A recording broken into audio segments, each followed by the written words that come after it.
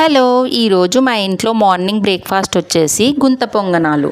అసలు ఈ గుంత పొంగనాల రెసిపీ ఎలా చేసుకుంటారు అని అందరికీ డౌట్ వచ్చేస్తుంది కదా. మనము దోశ కోసము ఏదైతే బ్యాటర్ చేసి పెట్టుకుంటామో అందులో కట్ చేసుకున్న ఆనియన్స్ వేసుకోవాలి. ఆ తర్వాత ముందుగా కడిగి పెట్టిన కరివేపాకు కొంచెము, కొత్తిమీర కొంచెం యాడ్ చేసుకోవాలి. ఇవి రెండు యాడ్ చేసిన తర్వాత కిందికి మీదికి మంచిగా మిక్సప్ చేసుకోవాలి.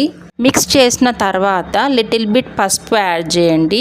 Table spoon salt, half table spoon కారం వేసిన తర్వాత మంచిగా మిక్స్ చేసుకోండి. ఆ తర్వాత స్టవ్ ఆన్ చేసి మన గుంత పొంగనాల ప్యాన్ ఏదైతే ఉంటుందో అది పెట్టి కొద్దిసేపటి వరకు అయితే ప్రీహీట్ చేసుకోండి. ప్రీహీట్ అయిన తర్వాత హోల్స్ ఏవైతే ఉన్నాయో ఆ హోల్స్లలో మనం ఆయిల్ వేసుకోవాలి. ఆయిల్ వేసుకున్న తర్వాత కొద్దిసేపు వెయిట్ చేసి మనం ముందుగా ప్రిపేర్ చేసుకున్న దోశ బ్యాటర్ ఏదైతే ఉందో ఆ బ్యాటర్ మొత్తం హోల్స్లో ఫిల్ చేయాలి. అలా ఫిల్ చేసిన తర్వాత దాని మీద లిడ్ పెట్టేసి బ్రౌనిష్ కలర్ వచ్చేంత వరకు ఫ్రై అవ్వనివ్వాలి.